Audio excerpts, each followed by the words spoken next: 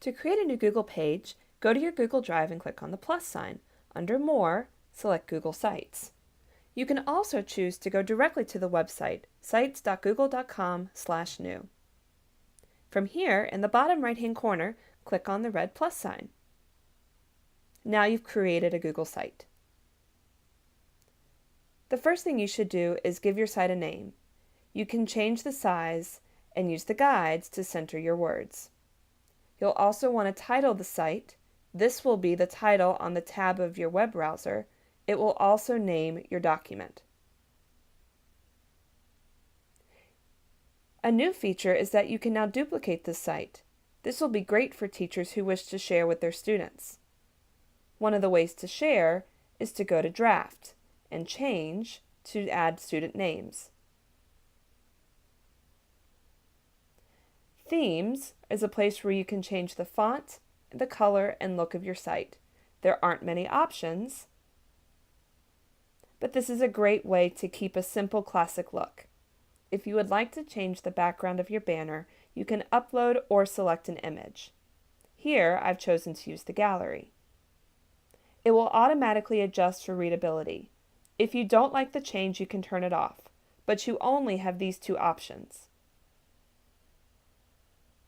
When you're ready to start inserting your objects, click Insert at the top navigation.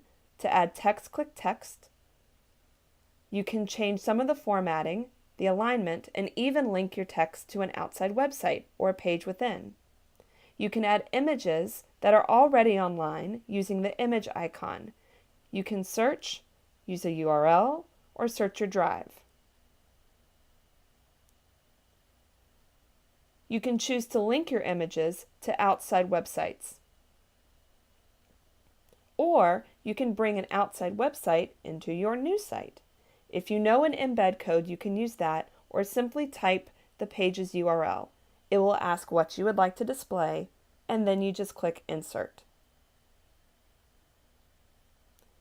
You can also choose to embed YouTube videos, either searching or uploading from files you already have within your Google Drive account. Similarly, you can add Google Maps or maps that you've created in Google My Maps. Any of these elements can be grabbed and moved using the guidelines to help you center. You can also resize by clicking on the object and moving the blue dots. All Google Docs can also be embedded to be viewed easily within your website. Here I've chosen to add a Google slide. You can search from within and then simply insert. You can change the layout of each section by choosing from some of the color palette options on the left. You can also grab the dots on the left-hand side to move your layers up and down. You can view what it will look like when it's published by clicking on the eye. It'll show you a phone, tablet, and desktop view. Click the X to go back to editing. If you'd like to add pages to your website, click on the pages and then the plus sign.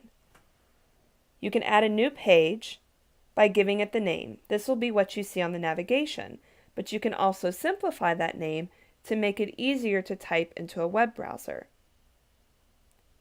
Google Sites will now allow you to link to external sites as well. So if you would like to take somebody to a site outside of your web page, you can add that here as well.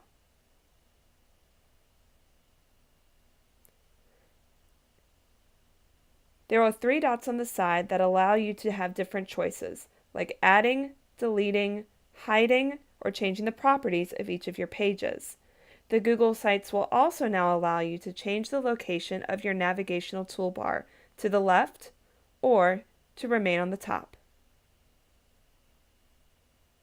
When you're ready to publish, click the blue Publish.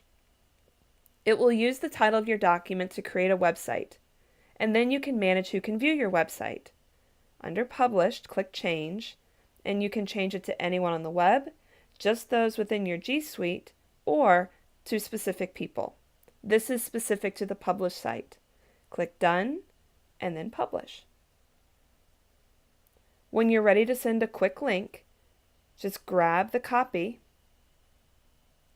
link, and now you have a link that can be emailed to anyone who wants to view your website.